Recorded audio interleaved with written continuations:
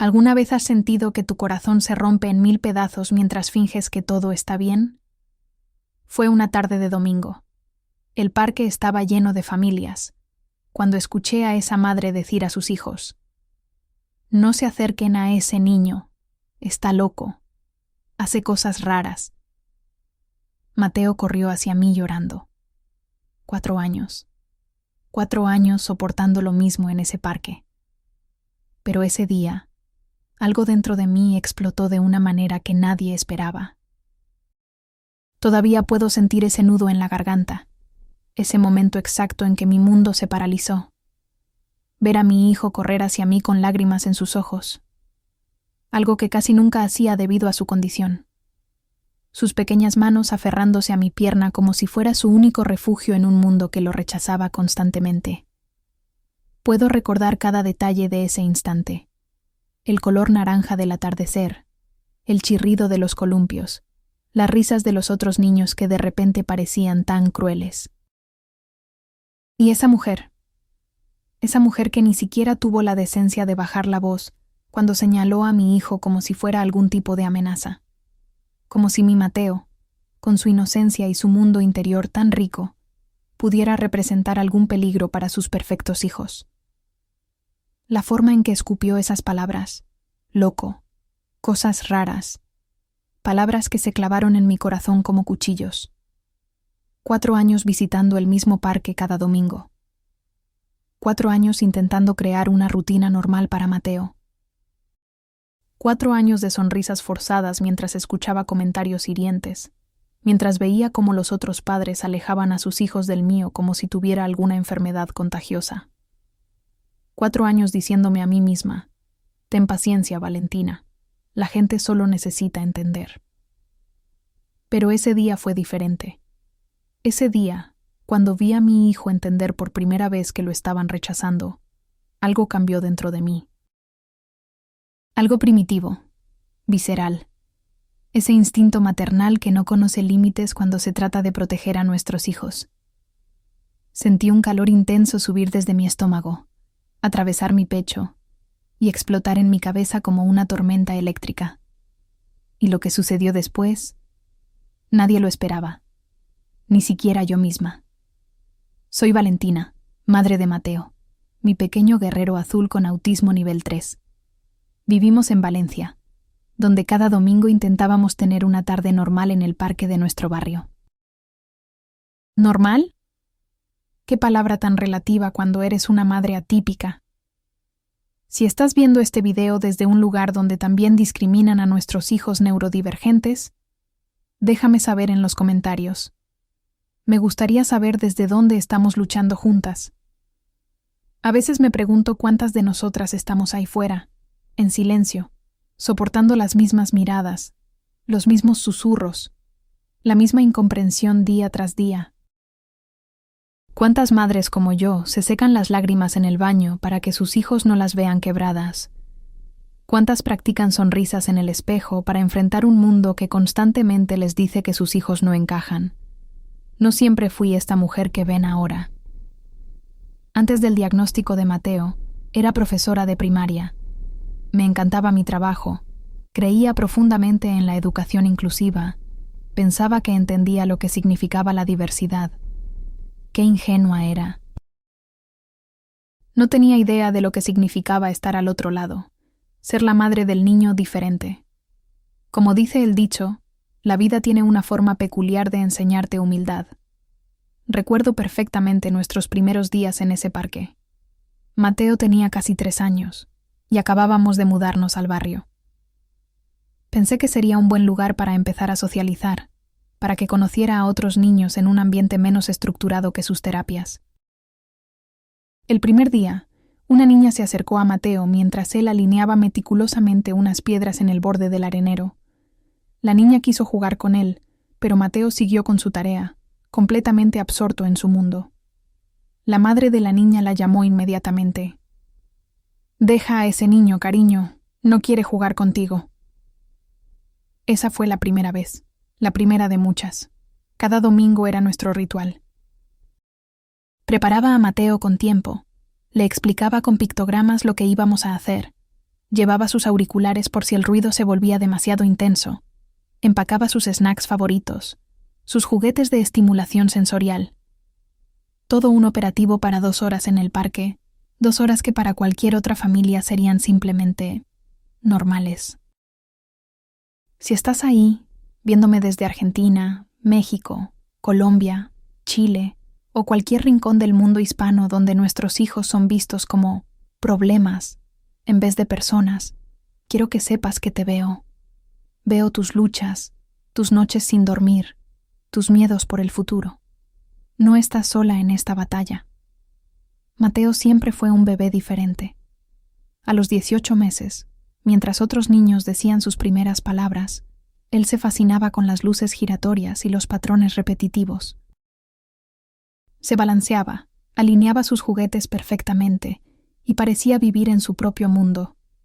Los pediatras decían que solo era desarrollo tardío, que los niños tienen su propio ritmo.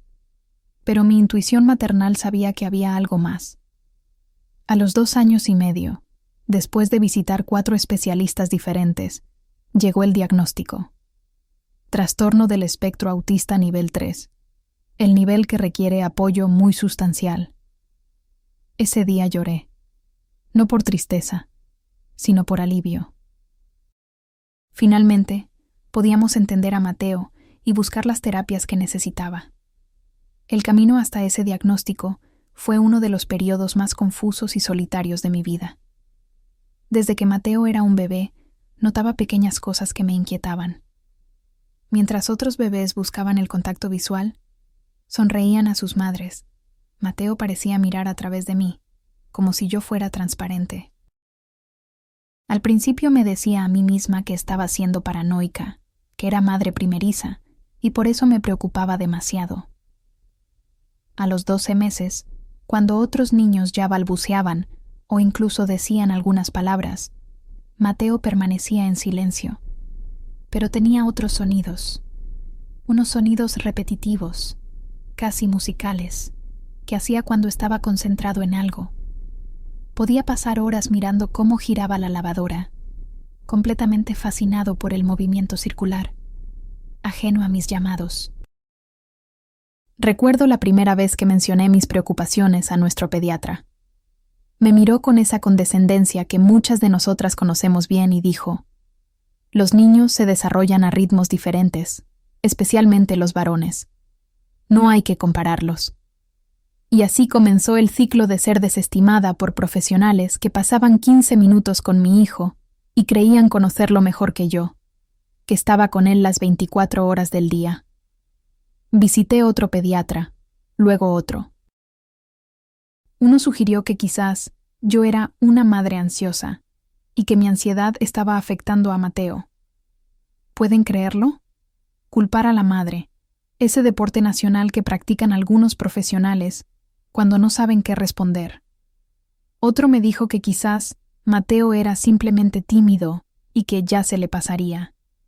Como si el autismo fuera una fase, como la de morderse las uñas o tenerle miedo a la oscuridad. Para cuando Mateo cumplió 2 años, las señales eran imposibles de ignorar. No respondía a su nombre, no señalaba objetos, no mostraba interés en otros niños. Tenía episodios de angustia extrema cuando cambiábamos su rutina o cuando ciertos sonidos lo sobrepasaban. Se balanceaba hacia adelante y atrás cuando estaba nervioso, un movimiento rítmico que parecía calmarlo. Y entonces llegó ese momento que muchas madres atípicas recordamos con claridad cristalina, cuando un profesional finalmente nos escucha. En nuestro caso, fue una neuróloga pediátrica. Observó a Mateo durante casi 1 hora. Lo vio alinear los lápices de colores por tamaño y color. Notó cómo evitaba el contacto visual, pero podía concentrarse intensamente en las luces del techo.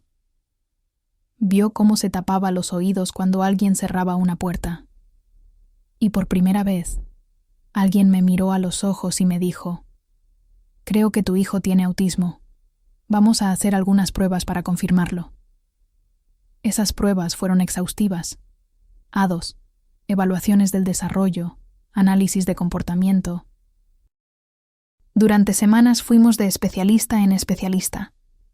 Y finalmente, llegó el diagnóstico oficial. Trastorno del espectro autista nivel 3, el nivel más intenso, el que requiere apoyo muy sustancial. Muchas personas me preguntan si ese fue un día triste para mí. La verdad es que fue todo lo contrario. Sentí un alivio indescriptible. Por fin tenía un nombre para lo que estábamos viviendo. Por fin podía buscar las terapias adecuadas. Por fin podía conectar con otras familias en situaciones similares. Por fin podía dejar de preguntarme si estaba haciendo algo mal como madre. Lloré ese día, sí, pero fueron lágrimas de liberación. Recuerdo sostener el informe diagnóstico entre mis manos temblorosas y pensar: ahora puedo ayudarte, mi amor. Ahora sé por dónde empezar. El diagnóstico fue solo el principio, por supuesto. Después vinieron las terapias: ocupacional, del lenguaje, análisis conductual aplicado, integración sensorial. Nuestras vidas se convirtieron en una serie interminable de citas con especialistas, ejercicios en casa, investigación nocturna cuando Mateo finalmente se dormía. Aprendí un nuevo idioma, el idioma del autismo. Términos como estereotipias, ecolalia, hiper- e hiposensibilidades, comorbilidades, autorregulación, se volvieron parte de mi vocabulario diario. Estudié como si estuviera preparando una tesis doctoral. Necesitaba entender el mundo de Mateo para poder ayudarlo a navegar el nuestro. También tuve que aprender a ser una defensora feroz, porque descubrí rápidamente que el mundo no estaba diseñado para niños como mi hijo, que tendría que luchar por cada adaptación, cada acomodación, cada derecho básico. Que tendría que explicar y reexplicar constantemente la condición de Mateo, incluso a familiares que creían que el autismo era algo que se superaba con disciplina o amor. Los primeros meses después del diagnóstico fueron un torbellino de emociones y ajustes. Mi matrimonio no sobrevivió a la presión. El padre de Mateo, aunque amoroso, no pudo manejar la intensidad de nuestra nueva realidad. Se fue cuando Mateo tenía 3 años.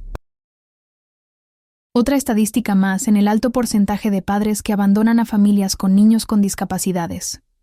No lo culpo, no realmente. No todos están preparados para este camino.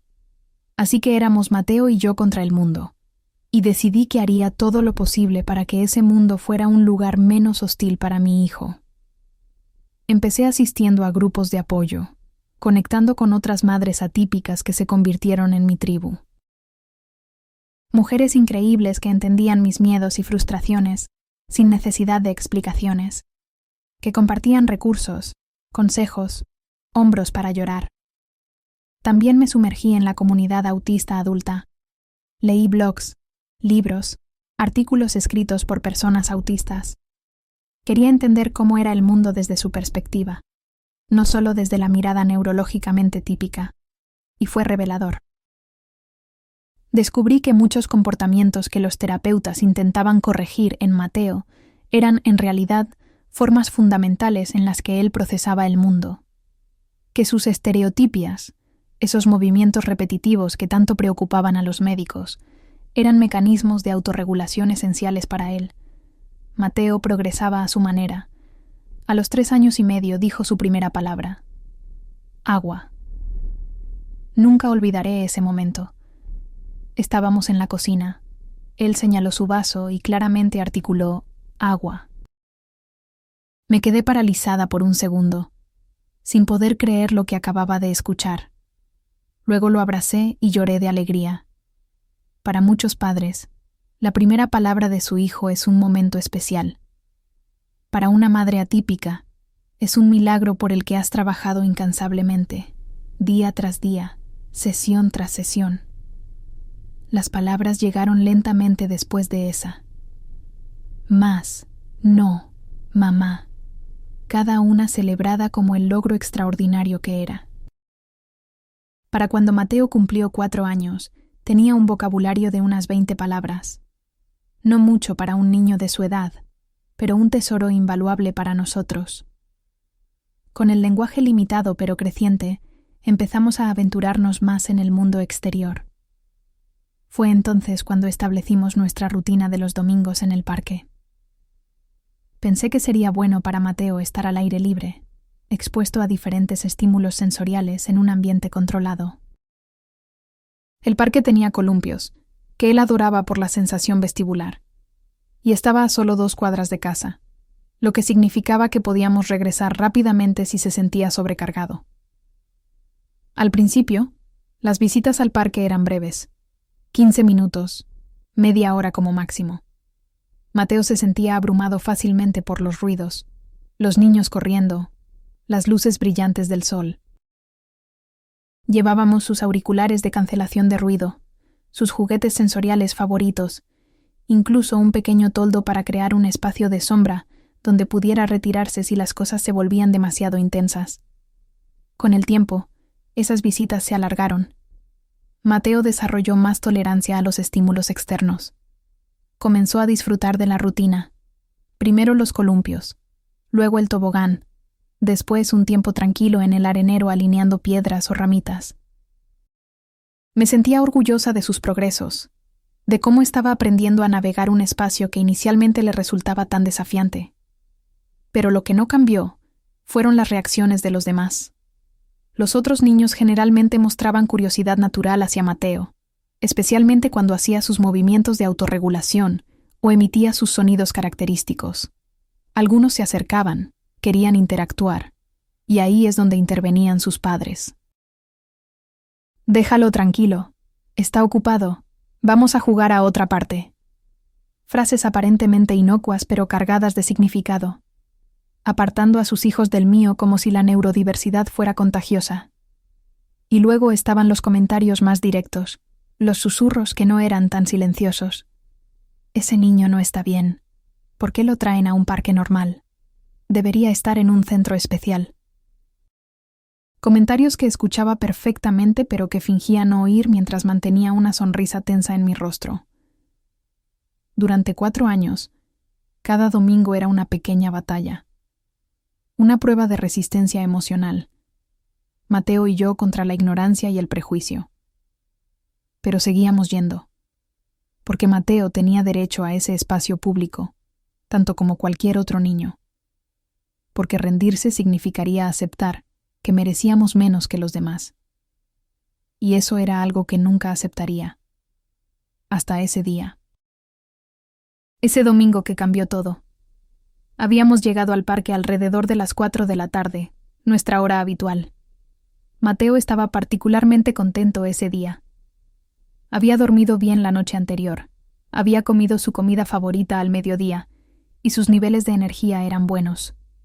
Se dirigió directamente a los columpios, su lugar preferido. Yo lo empujaba suavemente mientras él disfrutaba de la sensación rítmica, ese movimiento pendular que tanto lo calmaba. Después de un rato en los columpios, Mateo quiso explorar otras áreas del parque. Me sorprendió. Generalmente se quedaba en su zona de confort. Pero ese día parecía más aventurero. Lo seguí mientras se acercaba a un grupo de niños que jugaban cerca de la fuente. Mateo no se acercó directamente a ellos. Se mantuvo a cierta distancia, observándolos, tal vez considerando si quería unirse, o simplemente fascinado por su juego. Yo me mantuve cerca, atenta pero sin interferir, esperanzada de que quizás este sería el día en que algún niño se acercara a él con genuina curiosidad y apertura. Fue entonces cuando la escuché.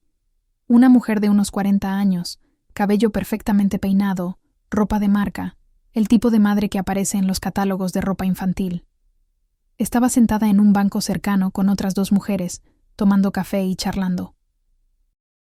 Cuando vio que Mateo se acercaba al área donde jugaban sus hijos, alzó la voz deliberadamente. «No se acerquen a ese niño. Está loco. Hace cosas raras». El tiempo pareció detenerse. Las palabras quedaron suspendidas en el aire como cuchillos. Pude ver cómo los niños, 3 de ellos, probablemente entre 6 y 8 años, miraron a Mateo y luego a su madre. Uno de ellos señaló y rió. Otro dijo algo que no alcancé a escuchar, pero que hizo reír a los demás. Y entonces ocurrió algo que nunca había visto antes. Mateo se giró, Miró directamente hacia la mujer, luego a los niños que se reían. Y entendió. No sé cómo explicarlo, pero vi la comprensión en sus ojos. Por primera vez en sus 5 años de vida, mi hijo captó plenamente que se estaban burlando de él, que lo estaban excluyendo específicamente, que era el objeto de burla por ser quien era. Se quedó inmóvil un momento, como procesando esta nueva y dolorosa información, y luego corrió hacia mí. Con lágrimas en sus ojos, otra primera vez, se aferró a mi pierna con fuerza. Sus pequeños hombros temblaban mientras sollozaba silenciosamente. En ese momento, algo se rompió dentro de mí, o tal vez algo se armó. Sentí un calor intenso, primitivo, subir desde lo profundo de mi ser. Mi visión se estrechó y todo lo que podía ver era a esa mujer y sus palabras hirientes flotando en el aire entre nosotras. Sin siquiera pensarlo, tomé a Mateo en brazos. Lo abracé fuerte contra mi pecho y caminé directamente hacia ella. Mis piernas se movían por voluntad propia, impulsadas por una fuerza que nunca había sentido antes. Era como si cada comentario hiriente, cada mirada de disgusto, cada susurro, cada rechazo de los últimos 4 años se hubiera condensado en ese momento, alimentando un fuego que ya no podía, ni quería, contener. Me planté frente a ella, con Mateo aún sollozando en mis brazos. Las 3 mujeres me miraron sorprendidas, casi asustadas por mi repentina aparición. Podía sentir las miradas de otros padres. El parque entero pareció caer en un silencio expectante. «¿Cómo te atreves?», dije, mi voz temblando pero firme. «¿Cómo te atreves a llamar loco a mi hijo? ¿Cómo te atreves a enseñarles a tus hijos que está bien burlarse de alguien diferente?». La mujer parecía atónita. Claramente no esperaba ser confrontada. Por un momento pareció querer disculparse, pero luego su expresión cambió a una de defensa. «Solo estaba protegiendo a mis hijos», dijo, levantando la barbilla. «No sabemos cómo puede reaccionar un niño así». «¿Un niño así?», repetí, cada palabra cargada de indignación. «Mi hijo tiene autismo, no está loco, no es peligroso, es un niño dulce, inteligente, maravilloso, que ve el mundo de manera diferente. Y por primera vez hoy, gracias a ti, ha entendido lo cruel que puede ser ese mundo». Respiré profundo, tratando de controlar el temblor en mi voz.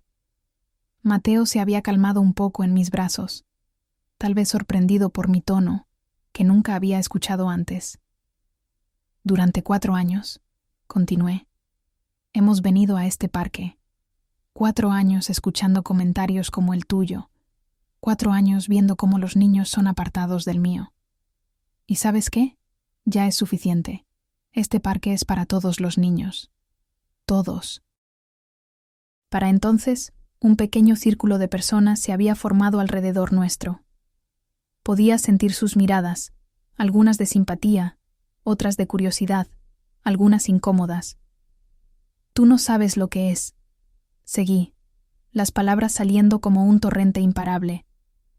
«No sabes lo que es levantarse cada día sabiendo que el mundo va a juzgar a tu hijo antes incluso de conocerlo. No sabes lo que es pasar noches enteras investigando terapias, técnicas, recursos, para ayudarle a navegar un mundo que no está diseñado para él. No sabes lo que es celebrar como un milagro cosas que otros padres dan por sentadas. No tienes idea de la fuerza, la determinación, la pura valentía que requiere ser un niño como Mateo en un mundo lleno de gente como tú». La mujer bajó la mirada, visiblemente incómoda. Sus amigas miraban alrededor, como buscando una salida. Pero yo todavía no había terminado. «Tu ignorancia no es excusa para tu crueldad», dije, bajando un poco el tono pero manteniendo la firmeza. «Y lo peor es que estás enseñando esa misma crueldad a tus hijos. Ellos no nacen juzgando las diferencias. Tú les estás enseñando a hacerlo. ¿Es ese el legado que quieres dejarles? ¿Intolerancia? ¿Miedo a lo diferente? ¿Crueldad hacia los vulnerables?». Para mi sorpresa, vi lágrimas formarse en los ojos de la mujer. No lágrimas de autocompasión, sino de verdadera vergüenza. Quizás, por primera vez, estaba realmente viendo el impacto de sus palabras. En ese momento, sentí a Mateo moverse en mis brazos. Se giró para mirar alrededor, tal vez sorprendido por el silencio repentino, por todas las miradas dirigidas hacia nosotros. Y entonces hizo algo extraordinario. Extendió su pequeña mano y tocó mi mejilla, como diciéndome, «Está bien, mamá». Un gesto de conexión emocional que rara vez mostraba. Ese simple toque me devolvió a la realidad. Me recordó por qué estábamos allí. No para crear conflicto, sino para existir con dignidad en un espacio que nos pertenecía tanto como a cualquier otro. «No quiero tus disculpas», dije finalmente. «Lo que quiero es un cambio. Quiero que este parque sea un lugar donde todos los niños sean bienvenidos, donde las diferencias sean respetadas, no temidas. Donde madres como yo no tengan que prepararse emocionalmente para una batalla cada vez que quieren que sus hijos disfruten de un simple columpio». Miré alrededor, a las caras que nos observaban, y decidí que este momento no sería solo para esta mujer. Sería para todos ellos, para todo el parque, para toda la comunidad que había permitido que esta situación continuara durante 4 años. «Mi hijo», dije, alzando un poco la voz para que todos pudieran escuchar. «Se llama Mateo, tiene 5 años.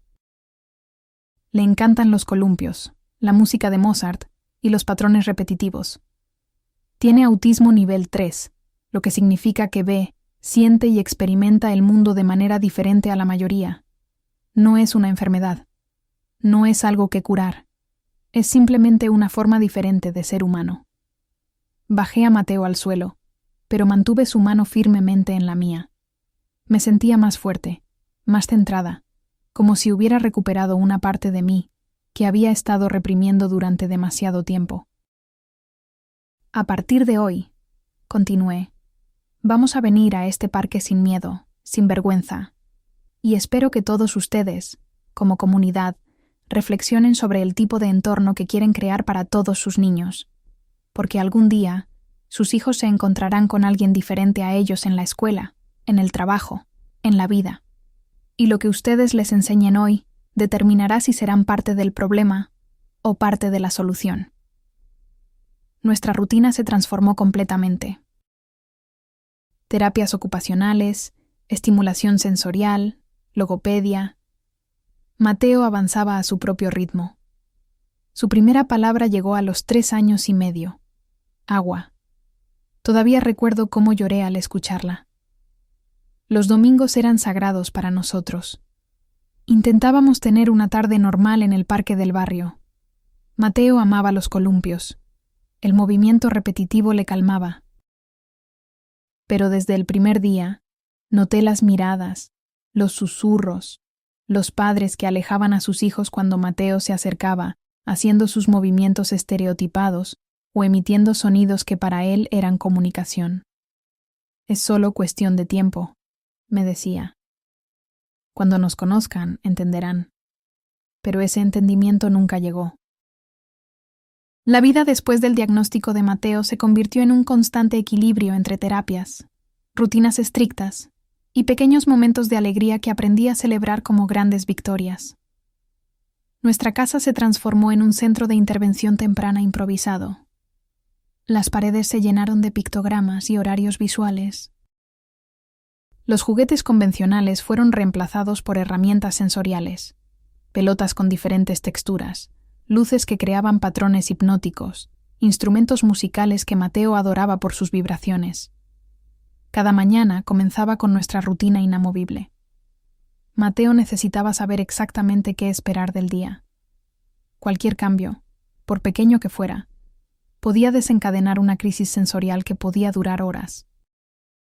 Así que todo estaba meticulosamente planificado y explicado con antelación usando su tablero de comunicación. El desayuno siempre era el mismo: avena con manzana cortada en cubos perfectos, el plato siempre azul, la cuchara siempre de plástico verde. Al principio, estas exigencias me parecían caprichosas, hasta que entendí que para Mateo, la consistencia no era un lujo sino una necesidad. En un mundo que su cerebro procesaba como caótico e impredecible, estas rutinas eran sus anclas, su forma de mantener cierto control. Las mañanas estaban dedicadas a terapias. Lunes y miércoles, terapia ocupacional, donde trabajaban su motricidad fina y sus desafíos sensoriales. Martes y jueves, logopedia, aunque durante el primer año parecía que estábamos haciendo progresos invisibles. Viernes, terapia de integración sensorial, donde aprendía gradualmente a procesar los estímulos que antes lo abrumaban. Y entre terapia y terapia estaban nuestras propias sesiones en casa. Yo había dejado mi trabajo como profesora para dedicarme completamente a Mateo. No fue una decisión fácil, económicamente fue un golpe durísimo, pero sabía que estos primeros años de intervención intensiva eran cruciales. Me convertí en terapeuta improvisada, estudiando noches enteras, viendo videos, contactando con especialistas por internet. Aprendí técnicas de análisis conductual aplicado, de comunicación aumentativa, de dieta sensorial. Todo lo que pudiera ayudar a Mateo a desarrollar herramientas para enfrentar un mundo que no estaba diseñado para personas como él. Los avances eran mínimos, casi imperceptibles para cualquiera que no fuera yo. La primera vez que Mateo mantuvo contacto visual por 5 segundos completos. El día que logró tolerar una textura nueva en su comida sin entrar en pánico. Cuando consiguió ponerse los calcetines sin gritar por la sensación en sus pies. Para otras madres, estos logros parecerían triviales. Para mí, eran monumentales. Y entonces, a los 3 años y medio, llegó el milagro. Estábamos en la cocina, era mediodía, y Mateo estaba inquieto. Le ofrecí su taza favorita, la azul con estrellas blancas, pensando que tendría sed. Y entonces, claramente articuló: agua. Me quedé paralizada. Durante un segundo, no estaba segura de haber escuchado correctamente. ¿Había sido mi imaginación? ¿El deseo desesperado de una madre de escuchar la voz de su hijo? ¿Qué dijiste, mi amor?, pregunté con el corazón latiendo desenfrenadamente. Y entonces, con esa mirada concentrada que ponía cuando estaba procesando algo importante, repitió: agua.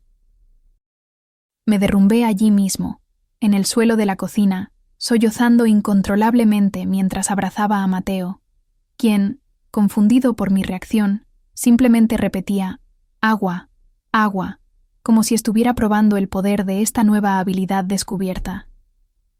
Llamé a todos, a la logopeda, a mi madre, incluso a mi exmarido. Mateo habló, dijo agua. Ese día marcó un antes y un después. Era la prueba tangible de que todas esas horas, todas esas terapias, todos esos esfuerzos estaban dando frutos.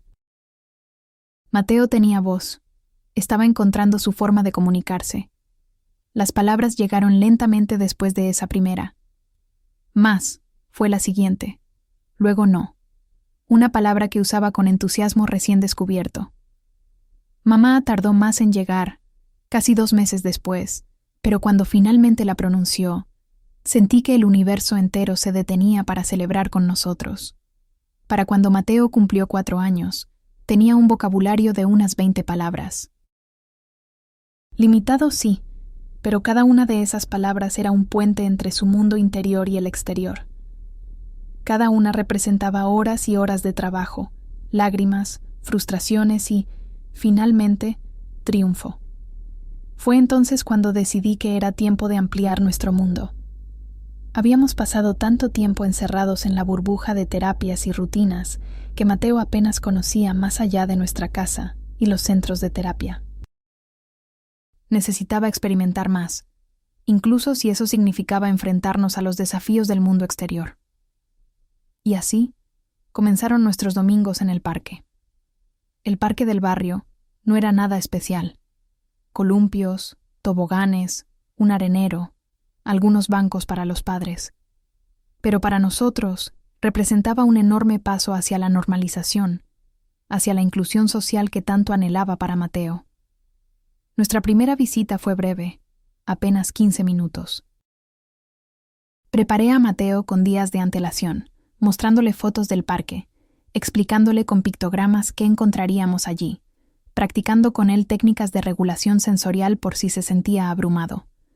Empaqué su mochila sensorial, auriculares de cancelación de ruido, gafas de sol por si la luz le molestaba, su peluche de presión profunda, snacks que toleraba, cambio de ropa por si algo le incomodaba. Parecíamos preparados para una expedición al Amazonas, en lugar de una visita al parque de la esquina. Al principio, Mateo se mostró cauteloso, aferrándose a mi pierna, observando desde la distancia. Los ruidos, los niños corriendo, la imprevisibilidad del ambiente. Todo era potencialmente abrumador. Pero entonces descubrió los columpios, y algo mágico sucedió. El movimiento rítmico, ese vaivén constante y predecible, tenía un efecto calmante sobre él. Su cuerpo, generalmente tenso, se relajaba visiblemente. Sus vocalizaciones, esos sonidos que emitía cuando estaba contento, llenaban el aire. Columpio fue su tercera palabra, pronunciada 2 semanas después de nuestra primera visita al parque. Pronto, los domingos en el parque se convirtieron en parte fundamental de nuestra rutina. Mateo los esperaba con una anticipación que rara vez mostraba por otras actividades. Incluso creamos un tablero especial de countdown para el parque en su habitación, donde quitábamos un número cada día hasta llegar al domingo. Con el tiempo, nuestras visitas se alargaron. De 15 minutos pasamos a media hora, luego a 1 hora, eventualmente a toda la tarde. Mateo desarrolló sus propias rutinas dentro del parque. Primero los columpios, siempre los columpios, durante exactamente 20 minutos. Luego el tobogán, pero solo 2 veces, ni una más ni una menos. Después, un tiempo en el arenero, donde podía sentarse durante horas alineando piedras en patrones que solo él entendía, creando un orden en el caos que solo su mente podía percibir. Y mientras Mateo crecía y se adaptaba a este nuevo entorno, yo comenzaba a enfrentar un desafío diferente. Las reacciones de los demás. Al principio fueron solo miradas curiosas de niños, miradas incómodas de adultos, miradas que se desviaban rápidamente cuando me encontraba con ellas. Podía sentir las preguntas silenciosas. ¿Qué le pasa a ese niño? ¿Por qué se mueve así? ¿Por qué hace esos ruidos? Luego vinieron los susurros. Padres inclinándose unos hacia otros, cubriendo sus bocas con las manos pero sin disimular realmente sus comentarios. Ese niño parece tener algo. Mira cómo se balancea. ¿Crees que es peligroso? Lo peor eran las reacciones cuando Mateo se acercaba a otros niños. No lo hacía a menudo, la interacción social no era su fuerte, pero ocasionalmente se interesaba por lo que hacía algún otro pequeño, especialmente si involucraba patrones o movimientos repetitivos. Se acercaba, manteniendo siempre cierta distancia, y observaba con esa intensidad característica suya. La reacción era casi siempre la misma. El padre o madre del otro niño aparecía de inmediato, como materializado de la nada, para apartar a su hijo con alguna excusa transparente. Vamos a los columpios, cariño. Es hora de tu merienda. Mira, tus amigos te están llamando. Cualquier cosa para alejarlos de Mateo, como si la neurodiversidad fuera una enfermedad contagiosa. Me decía a mí misma que no era personal, que era solo ignorancia, falta de exposición a la diferencia. Me convencía de que con el tiempo, las mismas familias que frecuentaban el parque se acostumbrarían a nosotros, que verían que Mateo no era una amenaza, que era solo un niño experimentando el mundo a su manera única. Es solo cuestión de tiempo, me repetía mientras fingía no notar cómo se vaciaba el arenero cuando llegábamos. Cuando nos conozcan, entenderán. Pero ese entendimiento nunca llegó. No importaba cuántas sonrisas amables ofreciera, cuántas veces explicara pacientemente que Mateo tenía autismo, que sus comportamientos eran su forma de procesar el mundo, que no era peligroso ni disruptivo intencionalmente. La comprensión que esperaba nunca se materializó. En lugar de eso, algunas familias comenzaron a evitar el parque los domingos por la tarde, nuestro horario habitual. Otras se mantenían en el extremo opuesto del área de juegos.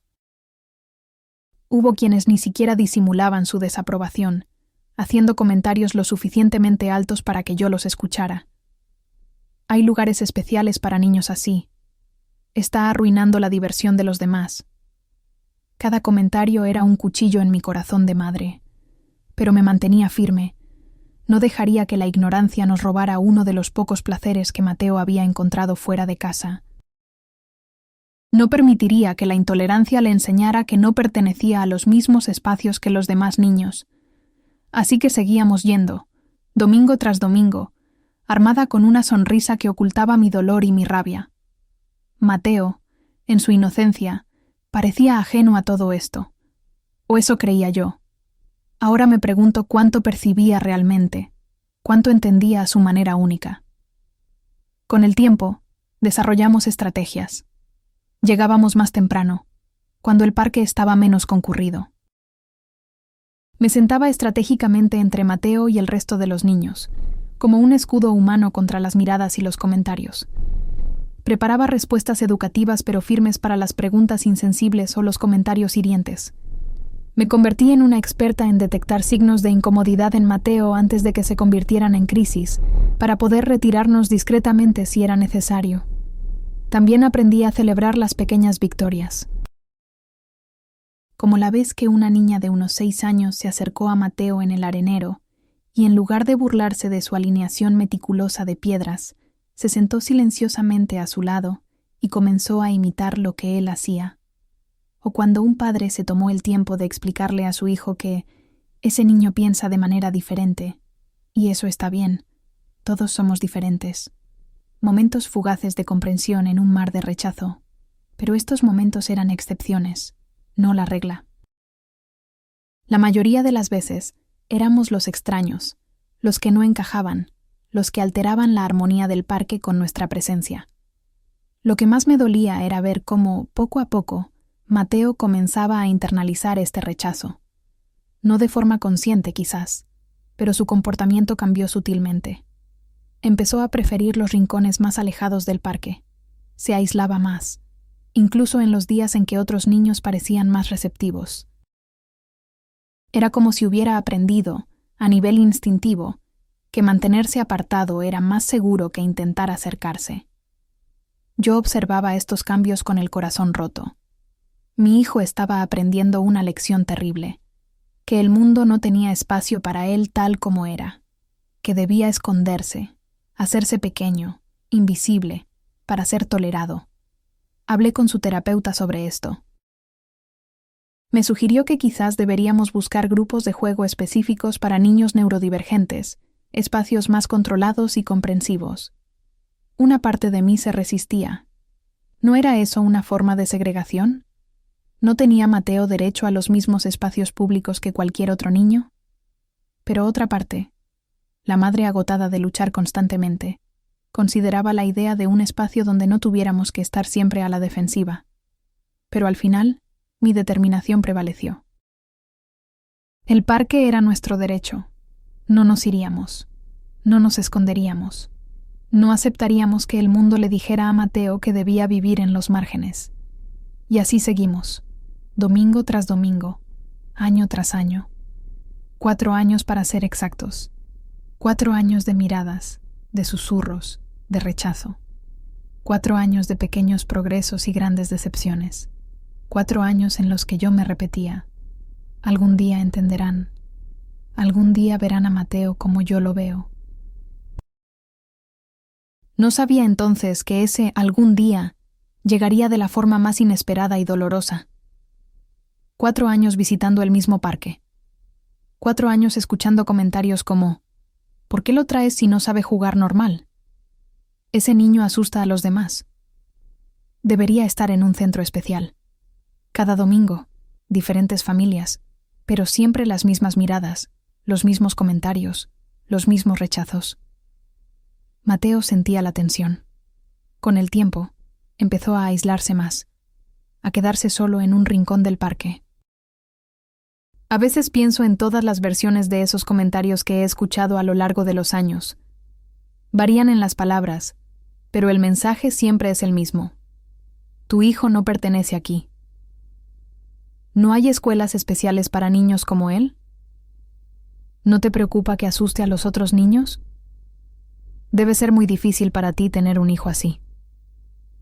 Este último, dicho con una falsa compasión que apenas disimula el juicio subyacente, quizás sea el que más me duele, porque Mateo nunca ha sido una carga. Desafiante, sí, diferente, por supuesto, pero cada día con él es un regalo, una oportunidad de ver el mundo a través de una perspectiva única, de apreciar detalles que otros pasan por alto, de celebrar progresos que para muchos serían invisibles. Lo que es difícil no es tener un hijo como Mateo. Lo difícil es vivir en un mundo que constantemente te recuerda que tu hijo no cumple con sus expectativas arbitrarias de normalidad. Lo difícil es ver el rechazo en los ojos de otros padres, el miedo infundado, la incomodidad ante la diferencia. Durante estos 4 años, he desarrollado una especie de sexto sentido para detectar cuando una situación está a punto de volverse incómoda. Puedo sentirlo en el aire, ese cambio sutil en la atmósfera cuando Mateo comienza a hacer uno de sus movimientos de autorregulación, ese balanceo rítmico que le ayuda a procesar la sobrecarga sensorial, o esas vocalizaciones que emite cuando está concentrado. Veo cómo las miradas se dirigen hacia él, primero curiosas, luego incómodas, finalmente desaprobadoras. En esos momentos tengo que tomar una decisión rápida. ¿Intervengo, explicando una vez más que mi hijo tiene autismo? ¿Ignoro las miradas y sigo como si nada pasara? ¿Nos retiramos discretamente para evitar el inevitable rechazo?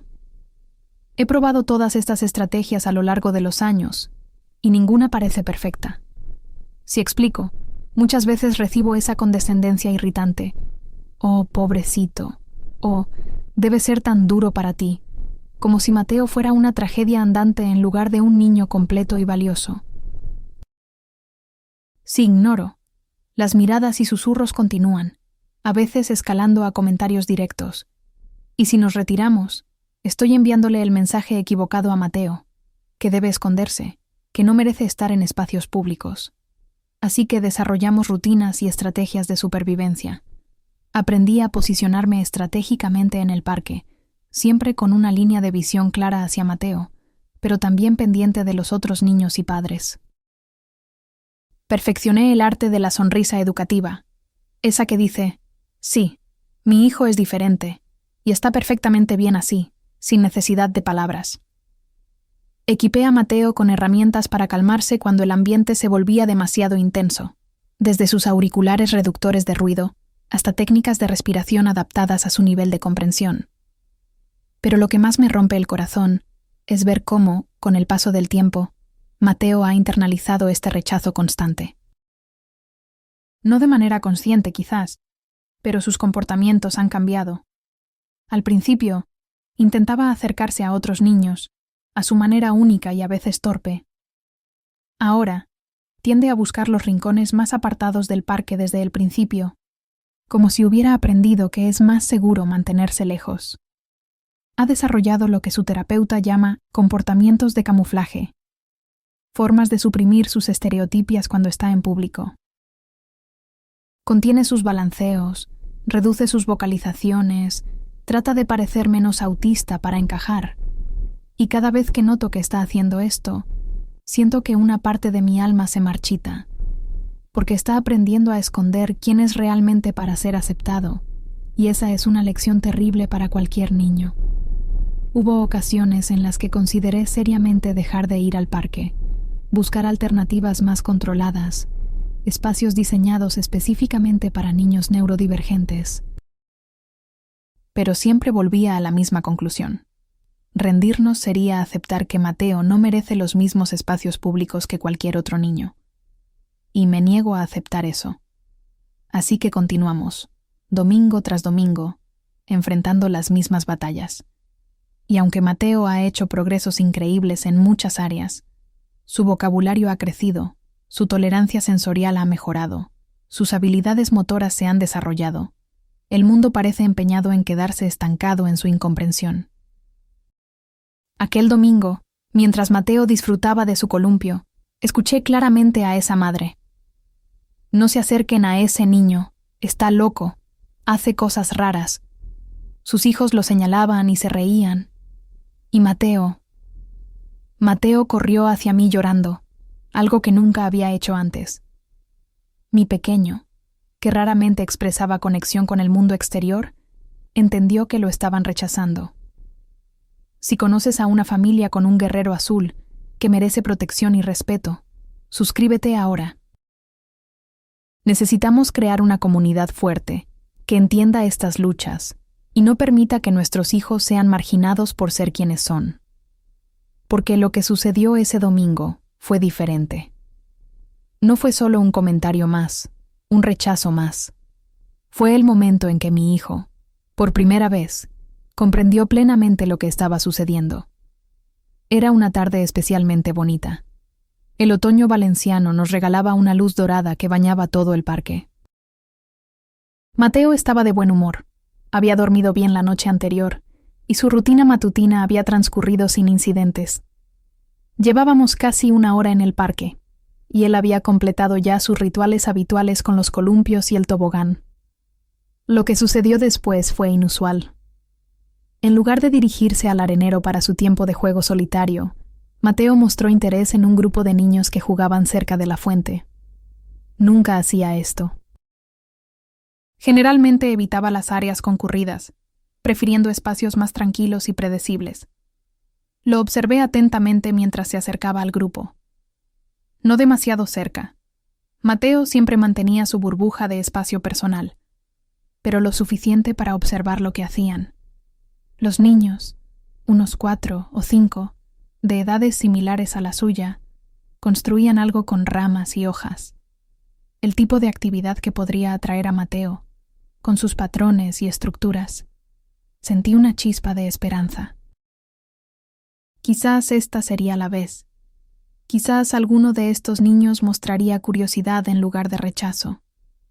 Quizás... Fue entonces cuando la escuché. Una mujer sentada en un banco cercano, rodeada de otras 2 madres. Vestía ropa cara. Tenía ese aire de superioridad que algunas personas confunden con confianza. Miró a Mateo, luego a los niños, sus hijos, supuse, y dijo, lo suficientemente alto para asegurarse de que todos la escucharan. No se acerquen a ese niño. Está loco. Hace cosas raras. Las palabras quedaron suspendidas en el aire como un veneno. Sentí que el tiempo se detenía. Vi a los niños mirar a Mateo, luego a la mujer, luego de nuevo a Mateo. Uno señaló y rió. Otro dijo algo que no alcancé a escuchar, pero que provocó más risas. Y entonces sucedió lo impensable. Mateo, mi Mateo, que rara vez mostraba conciencia de las dinámicas sociales a su alrededor, que parecía existir en un mundo paralelo al nuestro la mayor parte del tiempo. Se giró y miró directamente a la mujer, luego a los niños que se reían. Y en sus ojos vi algo que nunca había visto antes. Comprensión. Completa y dolorosa comprensión. Se quedó inmóvil un momento, como procesando esta nueva información. Su cuerpo se tensó visiblemente, y entonces corrió hacia mí, no con la emoción con la que a veces venía a mostrarme algún descubrimiento, sino con una desesperación que me partió el alma. Con lágrimas en sus ojos, Mateo, que casi nunca lloraba, se aferró a mi pierna como si fuera su único puerto seguro en una tormenta. En ese instante, todas mis teorías sobre cuánto entendía Mateo del mundo social a su alrededor se desmoronaron. Había captado perfectamente lo que estaba sucediendo. Había entendido que lo estaban señalando, excluyendo, ridiculizando, que lo consideraban menos que los demás, que no lo querían cerca. Y lo que hizo que este momento fuera aún más devastador Fue la claridad con la que vi que no era la primera vez que captaba estos mensajes. Solo era la primera vez que yo lo veía captarlos. ¿Cuántas otras veces había entendido el rechazo sin que yo me diera cuenta? ¿Cuánto dolor había estado procesando silenciosamente, a su manera? Mientras acariciaba su cabello y sentía sus pequeños hombros temblar contra mis piernas, una ola de emociones me invadió. Dolor, por supuesto. Una tristeza tan profunda que amenazaba con ahogarme. Pero sobre todo, una rabia como nunca había sentido antes. Una furia primitiva, visceral, que subió desde lo más profundo de mi ser. Ver a Mateo llorando, aferrado a mi pierna, algo que él nunca hacía debido a sus desafíos con el contacto físico. Su cuerpo temblaba, y sus ojos, sus hermosos ojos que raramente hacían contacto con los míos, me miraban suplicantes. En ese momento entendí que Mateo era más consciente de lo que pensábamos. Sentía el rechazo. Lo entendía a su manera. 4 años de paciencia, de educación amable, de explicaciones calmadas se evaporaron en un segundo. Sentí un calor intenso subir desde mi estómago hasta mi garganta. Fue en ese preciso instante cuando decidí que nadie más humillaría a mi hijo. No sería una víctima pasiva. No sería la madre que se va del parque llorando en silencio. Mi hijo tenía derecho a ese parque tanto como cualquier otro niño. Respiré profundo, sequé las lágrimas de Mateo y le dije: «Tranquilo, mi amor. Mamá va a cambiar esto hoy mismo». El tiempo pareció detenerse mientras miraba a mi hijo, luego a la mujer que había pronunciado esas palabras crueles, y de nuevo a mi hijo. En ese momento, fue como si viera toda nuestra historia juntos en un destello. Los diagnósticos, las terapias, las noches sin dormir, las pequeñas victorias, los grandes desafíos. Todo el camino que habíamos recorrido, todo el esfuerzo que Mateo había puesto para adaptarse a un mundo que no estaba diseñado para él. Y aquí estaba esta mujer, con su ignorancia y su crueldad, destrozando en segundos el frágil sentido de seguridad que habíamos construido con tanto esfuerzo, destruyendo la confianza de Mateo en que podía existir en espacios públicos, enseñándole que era menos, que era otro, que era indeseado. No, esto no podía continuar. No permitiría que este ciclo de rechazo y exclusión siguiera indefinidamente. No dejaría que mi hijo creciera creyendo que debía esconderse o disculparse por ser quien es. Mientras acariciaba el cabello de Mateo, sentí que algo cambiaba dentro de mí. La madre paciente, educadora, que siempre buscaba el lado positivo, que siempre daba el beneficio de la duda, dio paso a algo más primario. La madre leona, protectora, feroz, que haría cualquier cosa para defender a su cría.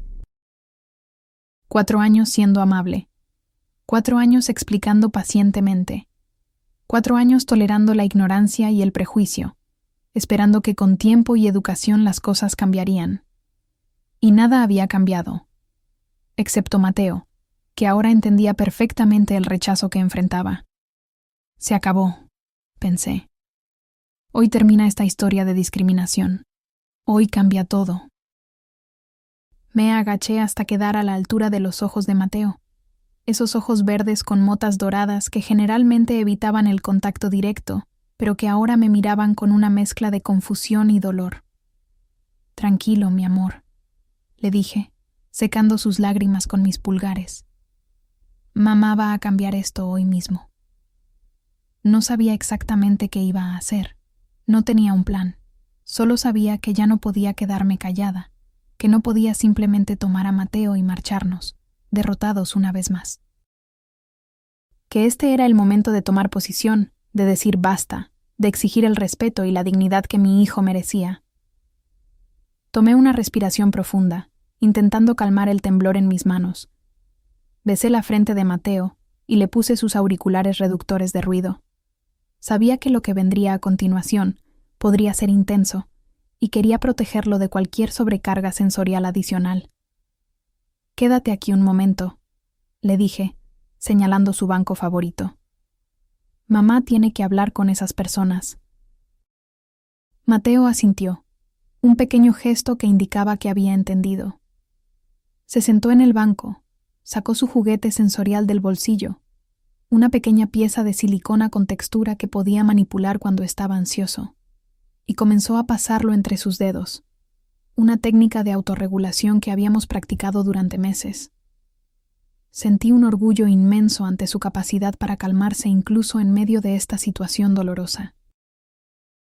Mi guerrero azul, tan fuerte, tan resiliente a pesar de todas las barreras que el mundo ponía en su camino.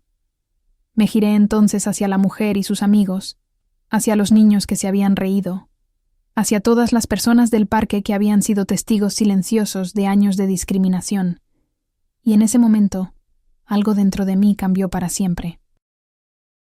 La Valentina de antes, la que se tragaba las lágrimas, la que sonreía educadamente ante los comentarios hirientes, la que siempre buscaba excusar la ignorancia de los demás, ya no existía. En su lugar, había surgido una nueva versión de mí misma, una madre que finalmente había comprendido que la amabilidad y la educación no eran suficientes en un mundo determinado a excluir a su hijo. Una madre que había decidido que, si el mundo no estaba dispuesto a adaptarse a Mateo, entonces ella cambiaría el mundo, comenzando por este parque, comenzando por este día. Di un paso adelante, la adrenalina corriendo por mis venas, la determinación fortaleciendo cada fibra de mi ser. No sabía exactamente qué palabras usaría, pero sabía con certeza absoluta que a partir de este momento nada sería igual. Ni para Mateo, ni para mí, ni para las personas que estaban a punto de escuchar lo que tenía que decir. Mi plan fue instantáneo pero claro. No sería agresiva, no caería en insultos. Usaría educación, pero no de la forma pasiva que había usado hasta entonces. Sería pública, sería firme, y cambiaría la narrativa. Tomé a Mateo de la mano y caminé directamente hacia el centro del parque. Mi corazón latía tan fuerte que pensé que todos podrían escucharlo. «Atención a todos los presentes». Mi voz sonó fuerte, clara, sorprendiéndome incluso a mí misma. El parque quedó en silencio. Todas las miradas sobre nosotros. Mi hijo se llama Mateo. Tiene autismo. No está loco. No es peligroso. Es un niño maravilloso con una forma diferente de experimentar el mundo. Durante 4 años hemos venido a este parque, y durante 4 años he escuchado sus comentarios. He visto cómo alejan a sus hijos. Mi voz se quebró un momento, pero continué. Hoy, por primera vez, mi hijo lloró porque entendió que lo rechazan. Y hoy, por primera vez, no me iré en silencio. Este parque es público. Mi hijo tiene tanto derecho a estar aquí como cualquier otro niño. Mientras pronunciaba estas palabras, sentía una mezcla de terror y liberación. Terror porque nunca me había expuesto así, nunca había confrontado públicamente la discriminación que enfrentábamos. Liberación porque finalmente estaba diciendo todo lo que había guardado durante años, dando voz a esa rabia silenciosa que había estado consumiéndome por dentro. El parque entero parecía congelado, padres y niños, adolescentes con sus patinetas, ancianos en los bancos. Todos me miraban con expresiones que iban desde la sorpresa hasta la incomodidad. Vi a algunas madres agachar la cabeza, reconociendo quizás sus propios comportamientos pasados. Vi a otros padres acercarse instintivamente a sus hijos, como si mi denuncia pública fuera de alguna manera amenazante. Y la vi a ella, la madre que había detonado todo esto con su comentario cruel. Estaba pálida. Sus amigas se habían alejado ligeramente de ella, como si no quisieran ser asociadas con lo que había dicho. Pero ya no había marcha atrás. Las palabras seguían fluyendo de mí como un río desbordado. ¿Saben lo que es el autismo?, pregunté, mirando alrededor. No es una enfermedad. No es algo que se cure. Es una forma diferente de percibir y procesar el mundo. Los sonidos que para ustedes son normales, para Mateo pueden ser dolorosos, Las luces que para ustedes son agradables, para él pueden ser abrumadoras. Las interacciones sociales que para sus hijos son naturales, para Mateo requieren un esfuerzo consciente y agotador. Miré directamente a la mujer que había llamado loco a mi hijo.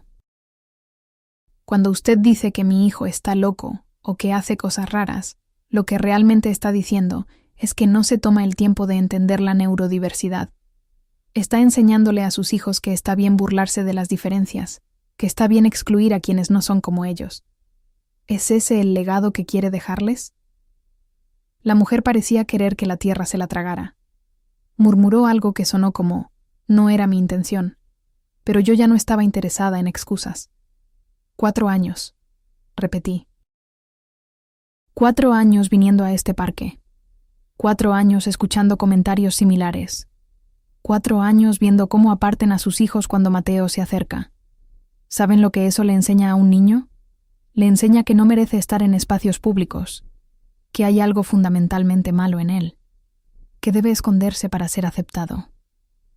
Sentí que mis ojos se llenaban de lágrimas, pero no eran lágrimas de tristeza o vergüenza. Eran lágrimas de determinación, de rabia justa, de amor maternal en su forma más pura y feroz. Mi hijo, continué, ha trabajado más duro en sus 5 años de vida que muchos de nosotros en décadas enteras.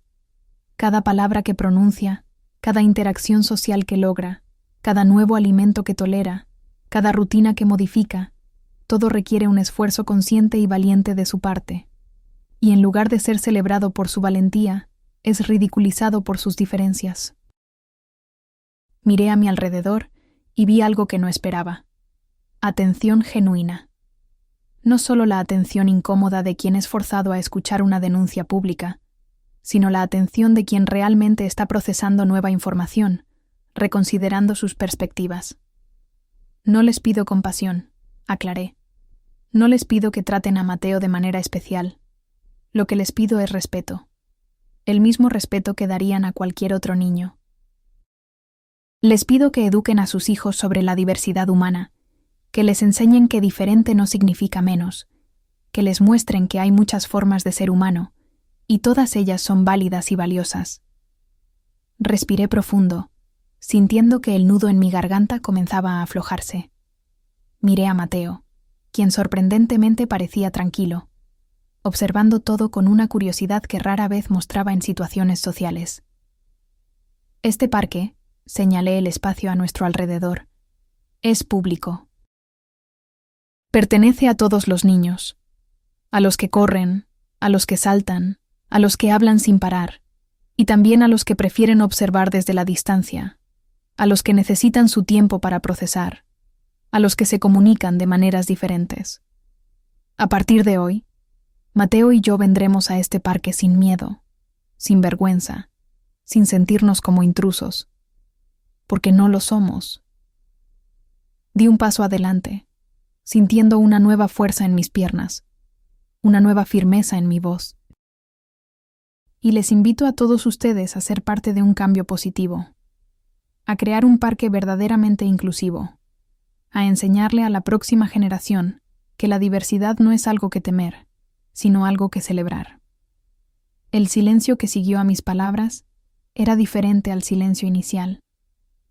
No era un silencio incómodo o tenso, sino reflexivo. Casi podía escuchar las ruedas girando en las mentes de los presentes, reconsiderando, reevaluando.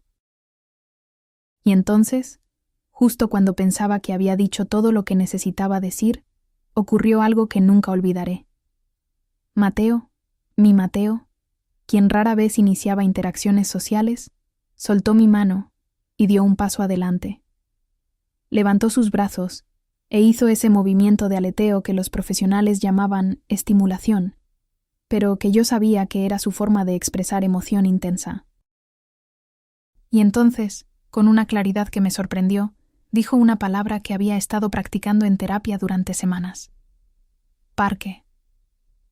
No estoy segura de cuántos entendieron la magnitud de ese momento. Para la mayoría, probablemente solo era un niño diciendo una palabra común, pero para mí, para quienes conocen el autismo, era una declaración poderosa, Este es mi espacio también. Pertenezco aquí. El silencio que siguió parecía eterno. Luego, algo inesperado ocurrió. Una niña de unos 8 años se acercó a Mateo y le preguntó: ¿Te gustan los columpios? A mí también. Su madre, avergonzada, se acercó y me dijo: Lo siento, nunca nos explicaron. ¿Podrías enseñarnos cómo interactuar mejor con tu hijo? Esa tarde organizamos un improvisado taller sobre neurodiversidad en medio del parque. Expliqué sobre el autismo, por qué Mateo se movía como lo hacía, por qué a veces emitía sonidos, cómo podían acercarse a él respetando su espacio. Al domingo siguiente, 3 familias nos esperaban con sonrisas. Un mes después, el ayuntamiento aprobó mi propuesta para instalar una sección de juegos adaptados sensorialmente. 6 meses después, iniciamos Domingos Diversos, un encuentro mensual donde familias neurotípicas y neurodivergentes comparten y aprenden. Si crees que ningún niño neurodivergente merece ser discriminado y que todas las madres merecemos ser escuchadas, comparte este video. Necesitamos que este mensaje llegue a más parques, más escuelas, más comunidades para que ningún niño tenga que llorar por ser quien es. La niña que se acercó a Mateo aquel día se llamaba Sofía. Era pequeña para su edad, con un largo cabello castaño recogido en una trenza despeinada y unos ojos oscuros enormes y curiosos. Más tarde su madre me contaría que Sofía siempre había sido diferente a su manera, extremadamente empática, a veces abrumada por sus propias emociones, con una tendencia a hacer preguntas que los adultos encontraban incómodas por su honestidad brutal. Quizás por eso conectó instintivamente con Mateo. Quizás reconoció en él otra forma de ser diferente. Cuando Sofía se acercó y le preguntó a Mateo sobre los columpios, yo contenía la respiración. Mateo raramente respondía a preguntas directas de extraños, pero para mi sorpresa, la miró por un breve instante, un milagro en sí mismo, y dijo: columpio. Una de las pocas palabras que usaba consistentemente. Sofía sonrió como si le hubieran dado el mayor regalo del mundo. ¿Quieres que nos columpiemos juntos?, preguntó ella. Yo puedo empujarte si quieres, o podemos columpiarnos al mismo tiempo. Mateo no respondió verbalmente, pero caminó hacia los columpios, y Sofía lo interpretó correctamente como una invitación a seguirlo. Mientras tanto, su madre, una mujer llamada Elena, que después descubriría era profesora de primaria, se acercó a mí con una mezcla de vergüenza y determinación en su rostro. Lo siento mucho, dijo, su voz baja pero firme. Nunca nos han explicado realmente. Vemos a niños como Mateo y no sabemos cómo actuar, qué decir, cómo ayudar. Y ese desconocimiento a veces se convierte en miedo, y el miedo en rechazo. No es una excusa, pero es una explicación, completé por ella, sintiendo que la adrenalina de mi confrontación comenzaba a diluirse, dejando espacio para una conversación más tranquila. Y la entiendo. El problema no es no saber. El problema es no querer aprender. Otras madres y padres comenzaron a acercarse, formando un semicírculo tentativo a nuestro alrededor. No todos. Algunos tomaron a sus hijos y se alejaron, claramente incómodos con la situación. Pero muchos se quedaron, con expresiones que iban desde la curiosidad hasta la culpa, pero todos con una apertura que no había visto antes. ¿Podrías explicarnos?, preguntó un padre joven, sosteniendo de la mano a una niña pequeña. Sobre el autismo, sobre tu hijo, sobre cómo podemos, no sé, ser mejores. Y así comenzó nuestro improvisado taller en medio del parque. Mientras Mateo y Sofía, y pronto otros niños que se animaron a unirse, jugaban en los columpios, yo me encontré explicando conceptos como sobrecarga sensorial, comunicación no verbal, intereses restringidos pero intensos. Expliqué por qué Mateo a veces se tapaba los oídos cuando había mucho ruido, por qué prefería la rutina y la previsibilidad, por qué sus movimientos repetitivos, esos que algunos llamaban raros, eran en realidad su forma de regular su sistema nervioso. Piensen en ello como si todos tuviéramos diales internos para procesar la información sensorial, expliqué. En la mayoría de las personas, esos diales están en un punto medio, pero en personas autistas, algunos diales están al máximo y otros al mínimo. Los sonidos pueden ser dolorosamente altos, las luces, cegadoramente brillantes, las texturas, insoportablemente ásperas, o al contrario, pueden no registrar sensaciones que para otros son obvias. Vi comprensión amanecer en sus rostros. No lástima, gracias al cielo, no lástima, sino genuina comprensión. ¿Y cómo podemos interactuar mejor con él?, preguntó Elena, observando a su hija, quien ahora estaba mostrando a Mateo cómo hacer un castillo de arena. Denle tiempo, respondí. No esperen respuestas inmediatas, no fuercen el contacto visual. Para muchas personas autistas, escuchar y mirar simultáneamente es como intentar hacer dos tareas mentales complejas a la vez. Sean claros y directos. Las indirectas, el sarcasmo, las expresiones idiomáticas pueden ser confusas. Y sobre todo, acepten que su forma de experimentar el mundo es tan válida como la nuestra. Diferente, no menos. La conversación fluyó durante más de 1 hora. Respondí preguntas, compartí anécdotas, desmitifiqué conceptos erróneos. Les hablé de los puntos fuertes de Mateo, su memoria prodigiosa, su atención al detalle, su honestidad implacable. Les conté sobre sus logros, cada palabra nueva, cada habilidad adquirida, cada pequeño paso hacia la independencia. Y mientras hablaba, observaba a Mateo interactuando con los otros niños de una manera que nunca había visto antes. No jugaba con ellos, en el sentido tradicional, pero jugaba junto a ellos, en una especie de juego paralelo donde cada uno respetaba el espacio del otro. Sofía, en particular, parecía haber desarrollado una intuición natural sobre cómo acercarse a él, sin movimientos bruscos, sin ruidos fuertes, dándole tiempo para procesar. Cuando finalmente nos preparábamos para irnos, Elena se acercó nuevamente. ¿Vendrán el próximo domingo?, preguntó con una esperanza genuina en su voz. Como cada domingo desde hace 4 años, respondí, sonriendo. Estaremos aquí, prometió. Sofía ya me ha dicho que quiere jugar con Mateo otra vez. Y quizás podamos continuar esta conversación. Hay mucho más que quiero aprender. Mientras caminábamos de regreso a casa, Mateo saltando ligeramente con cada paso como hacía cuando estaba contento, reflexioné sobre lo que había sucedido. Un acto de crueldad había desencadenado una transformación inesperada. Mi momento de furia maternal había abierto una puerta hacia la comprensión que años de paciencia silenciosa no habían conseguido abrir. El domingo siguiente llegamos al parque con cierta aprensión.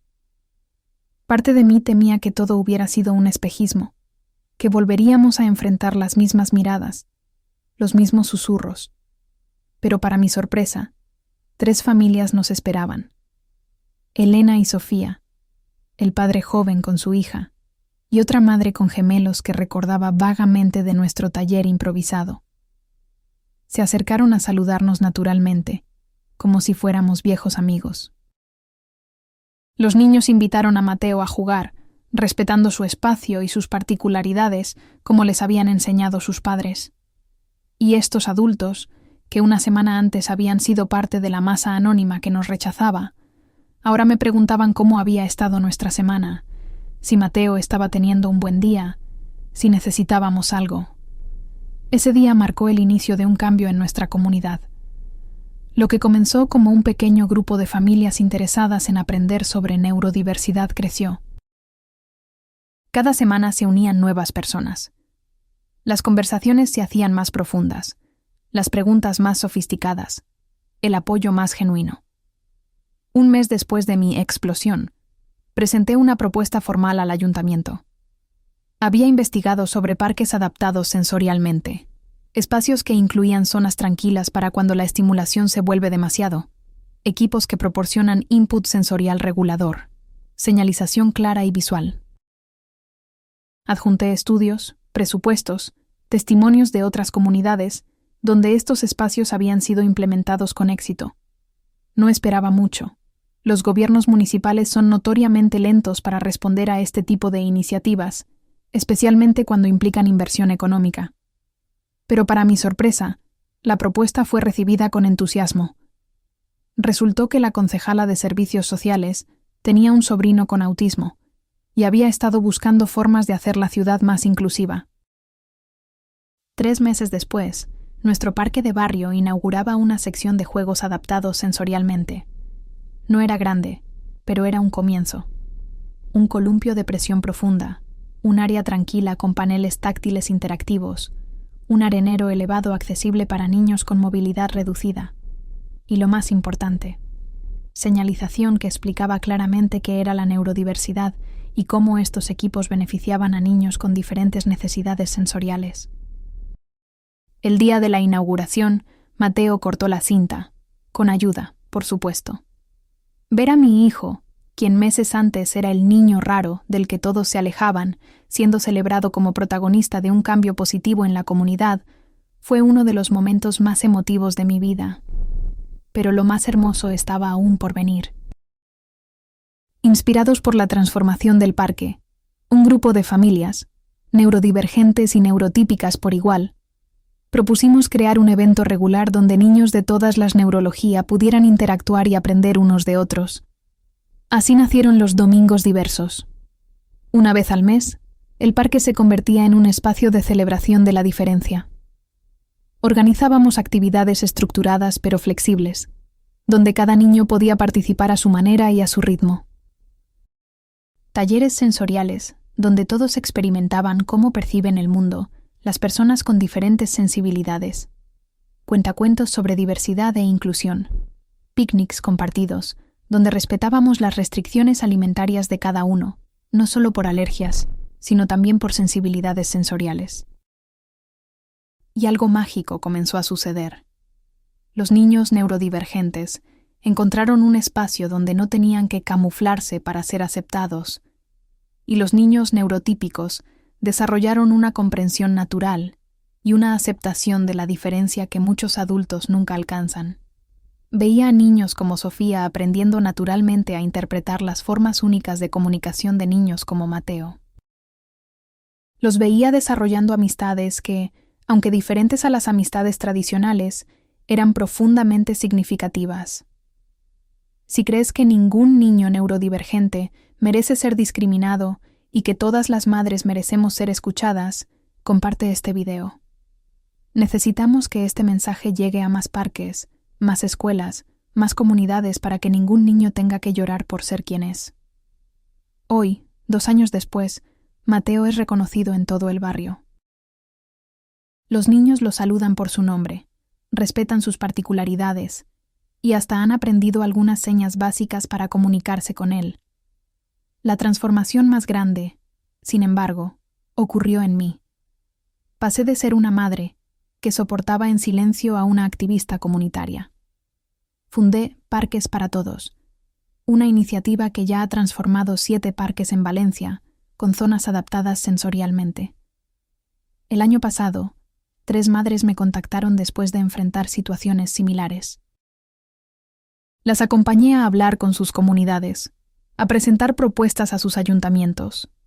2 de ellas consiguieron cambios significativos en sus barrios. La madre que hizo aquel comentario cruel se convirtió, sorprendentemente, en una de nuestras aliadas más fuertes. Su hija y Mateo desarrollaron una conexión especial. Ella aprendió a traducir a Mateo para otros niños. Lo que comenzó como un momento de crisis se transformó en un movimiento comunitario. Ya no somos la madre del niño autista. Somos Valentina y Mateo, miembros valorados de nuestra comunidad. La historia de cómo la mujer que llamó loco a Mateo se convirtió en nuestra aliada merece su propio relato. Su nombre era Carmen, y después de mi confrontación pública, desapareció del parque durante semanas. Cuando finalmente volvió a aparecer, lo hizo sola, sin sus hijos, claramente buscándome. Me encontró en un banco mientras Mateo jugaba con Sofía en los columpios adaptados recién instalados. Se sentó a mi lado, visiblemente nerviosa, y me entregó un sobre. Dentro había una tarjeta de disculpa escrita a mano y un libro sobre autismo. Lo compré el día después de... Ya sabes, me explicó, sin poder mirarme a los ojos. Quería entender, y me di cuenta de cuánto daño pude haber causado por mi ignorancia. Le dije que apreciaba su gesto, pero que las disculpas realmente significativas se demostraban con acciones, no con palabras. Para mi sorpresa, asintió con fervor. «Tienes toda la razón», dijo. «Por eso estoy aquí. Quiero aprender. Quiero que mis hijos aprendan. Quiero ser parte del cambio». Y vaya si cumplió su palabra. Carmen resultó tener una licenciatura en Administración de Empresas que había dejado en pausa para criar a sus hijos. Tenía un talento natural para la organización y la gestión de proyectos. Cuando le conté sobre mi sueño de expandir nuestra iniciativa más allá de nuestro parque local, se ofreció a ayudar con los aspectos logísticos y administrativos. Fue Carmen quien nos ayudó a constituirnos legalmente como asociación sin ánimo de lucro, quien diseñó nuestro modelo de propuesta para presentar a otros ayuntamientos, quien creó nuestra página web y nuestras redes sociales, quien organizó nuestra primera gala benéfica para recaudar fondos. Y fue su hija mayor, Lucía, quien mostró un interés genuino por aprender a comunicarse con Mateo. A sus 9 años, asistió voluntariamente a talleres de lenguaje de señas básico, que organizamos como parte de nuestros domingos diversos. Observaba atentamente cómo me comunicaba yo con Mateo, y pronto comenzó a imitar mis estrategias. Con el tiempo, Lucía desarrolló una habilidad asombrosa para traducir a Mateo para otros niños. Entendía que cuando él alineaba juguetes, no estaba ignorando a los demás, sino invitándolos a su forma de juego. Sabía interpretar sus expresiones sutiles, sus pequeños gestos, sus sonidos particulares. «Está contento», explicaba a los otros niños. «Ese sonido significa que le gusta lo que están haciendo». O «Necesita un descanso ahora. Vamos a darle espacio y volveremos en un rato». Ver a la hija de la mujer que una vez llamó loco a Mateo convertirse en su defensora más leal entre los niños del parque era una lección poderosa sobre cómo el conocimiento puede transformar el miedo en comprensión y la comprensión en alianza. La transformación en nuestra comunidad superó todas mis expectativas. Lo que comenzó como un pequeño grupo de familias en un parque local creció hasta convertirse en un movimiento municipal. Parques para Todos, la iniciativa que fundamos inicialmente para nuestro barrio, ahora ha transformado 7 parques en diferentes distritos de Valencia, cada uno con áreas adaptadas sensorialmente y señalización educativa sobre neurodiversidad. Pero el impacto va mucho más allá de los equipamientos físicos. Hemos creado una comunidad donde la diferencia no solo se tolera, sino que se celebra, donde los niños neurodivergentes no tienen que camuflarse para ser aceptados, donde las familias no tienen que dar explicaciones constantes o disculparse por la existencia de sus hijos. El cambio más significativo, sin embargo, ha sido en la percepción. Ya no somos vistos como esa familia con el niño autista. Somos Valentina y Mateo, miembros reconocidos y valorados de la comunidad. Mateo es conocido por sus intereses únicos, por su memoria prodigiosa, por su honestidad refrescante, no solo por su diagnóstico. Y yo he descubierto una voz y una fuerza que no sabía que tenía. La madre temerosa que soportaba el rechazo en silencio ha dado paso a una activista comunitaria que habla en conferencias, que asesora a ayuntamientos sobre inclusión, que acompaña a otras madres en su camino hacia la autodefensa. El año pasado, 3 madres de diferentes barrios me contactaron después de encontrar nuestra página web. Cada una enfrentaba situaciones dolorosamente similares a la nuestra. Rechazo en parques, escuelas, actividades comunitarias. Estaban agotadas, heridas, al límite de su resistencia emocional. Las acompañé a reunirse con sus comunidades locales, a presentar propuestas a sus ayuntamientos, a organizar sus propios eventos educativos. Les compartí nuestras estrategias, nuestros materiales, nuestros contactos. Y lo más importante, les compartí la certeza de que el cambio era posible. Que no tenían que aceptar la exclusión como el destino inevitable de sus hijos. 2 de ellas han logrado ya transformaciones significativas en sus barrios. La tercera sigue luchando contra una administración particularmente resistente, pero no ha perdido la esperanza. Antes me sentía sola en esta batalla, me dijo recientemente. Ahora sé que formo parte de algo más grande. Y eso es precisamente lo que hemos construido, algo más grande que nosotros mismos. Un movimiento que trasciende nuestras historias individuales y que está cambiando lentamente la narrativa sobre la neurodiversidad en nuestra ciudad. Mateo también ha florecido en este nuevo entorno. Su vocabulario ha crecido exponencialmente. Ahora usa frases cortas, no solo palabras aisladas. Sus interacciones sociales, aunque siguen siendo a su manera única, son más frecuentes y satisfactorias. Tiene amigos, genuinos amigos que lo aceptan tal como es, que han aprendido a comunicarse en sus términos. Verlo ser saludado por su nombre cuando llegamos al parque, ver cómo otros niños respetan sus necesidades de espacio o de rutina, sin que yo tenga que explicar o intervenir, verlo participar a su manera en las actividades comunitarias. Todo esto habría parecido un sueño imposible aquel domingo, cuando una madre lo llamó loco y provocó mi explosión emocional. Lo que comenzó como el día más doloroso de nuestra experiencia en el parque, se transformó en el catalizador para el cambio más significativo en nuestras vidas. A veces, el rechazo más cruel puede convertirse en la chispa que enciende la transformación más hermosa. Si eres madre de un guerrero azul y has sentido el peso del rechazo, quiero que sepas esto. Tu voz tiene poder. No necesitas explotar como yo lo hice, pero tampoco necesitas sufrir en silencio. Aquí están las herramientas que puedes usar. Prepara un breve guión educativo sobre la condición de tu hijo. Identifica aliados potenciales en tu comunidad. Presenta propuestas concretas a tu municipio. Las leyes de accesibilidad están de tu lado. Conecta con otras madres atípicas. Juntas somos imparables. En los comentarios, dejaré enlaces a recursos legales y educativos que pueden ayudarte. Somos madres atípicas. Nuestro amor es feroz. Nuestra determinación, inquebrantable. Y nuestros hijos merecen cada centímetro de este mundo. Si esta historia te ha dado fuerza o estrategias para defender a tu propio guerrero azul, suscríbete ahora. Cada semana comparto más relatos de madres que, como tú, decidieron que nadie limitaría el futuro de sus hijos. Nos vemos en el próximo video. Quiero terminar compartiendo contigo lo que he aprendido en este viaje de transformación. La lección más valiosa no fue sobre activismo o cambio comunitario, aunque eso ha sido profundamente gratificante. La lección más importante fue sobre el poder de nuestra voz maternal. Durante demasiado tiempo, acepté el rechazo hacia Mateo como algo inevitable.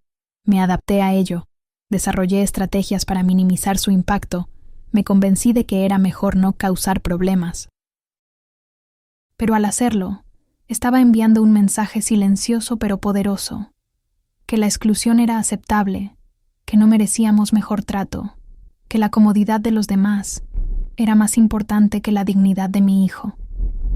El día que finalmente alcé la voz, no solo cambié la percepción de nuestra comunidad sobre Mateo, cambié la percepción de Mateo sobre sí mismo. Y, quizás lo más importante, cambié mi propia percepción sobre mi papel como su madre. Entendí que mi trabajo no era solo protegerlo del mundo, sino también preparar al mundo para él. No solo adaptar a Mateo para que encajara en espacios no diseñados para él, sino transformar esos espacios para que fueran verdaderamente inclusivos. No solo enseñarle a él cómo navegar un mundo neurotípico, sino enseñar al mundo neurotípico a valorar la diversidad neurológica. Esta comprensión transformó mi maternidad. Ya no me veo como la perpetua defensora, siempre luchando contra un mundo hostil. Me veo como una constructora de puentes, creando conexiones entre diferentes formas de experimentar y entender el mundo. Y he visto este mismo despertar en otras madres atípicas que he tenido el privilegio de conocer y acompañar. El momento en que pasan de la resignación a la resolución, de la adaptación silenciosa a la autodefensa activa, del aislamiento a la comunidad. Si estás al inicio de este camino, quiero que sepas que no estás sola, que tu voz importa, que tu experiencia y conocimiento como madre de un niño neurodivergente son invaluables, que tienes el poder no solo de proteger a tu hijo, sino de transformar tu comunidad. No todos tenemos que organizar protestas públicas o fundar asociaciones. El cambio comienza con pasos pequeños pero significativos. Corregir educadamente un comentario insensible, compartir información en una reunión escolar, conectar con otra familia en situación similar, solicitar una adaptación necesaria con convicción en lugar de disculpa. Y recuerda siempre, cuando defiendes a tu hijo, estás defendiendo a todos los niños neurodivergentes. Cuando educas a tu comunidad, estás creando un mundo más inclusivo para todos. Cuando te niegas a aceptar la exclusión como inevitable, estás sentando las bases para un futuro donde la diversidad no solo se tolere, sino que se celebre como la fuerza extraordinaria que realmente es. Somos madres atípicas. Nuestro amor es feroz. Nuestra determinación, inquebrantable. Y nuestros hijos merecen cada centímetro de este mundo. Si esta historia ha resonado contigo, si te ha dado esperanza o estrategias para tu propio camino, suscríbete a nuestro canal. Cada semana compartimos más relatos de madres guerreras, más recursos para familias neurodivergentes, más ideas para crear comunidades inclusivas. Juntas estamos cambiando la narrativa. Juntas estamos transformando el mundo, un parque, una escuela, una comunidad a la vez. Y juntas seguiremos adelante, imparables en nuestro amor y en nuestra visión de un mundo que valore todas las formas de ser humano. Mientras tanto, recuerda, tu voz importa. Úsala. El mundo necesita escucharla.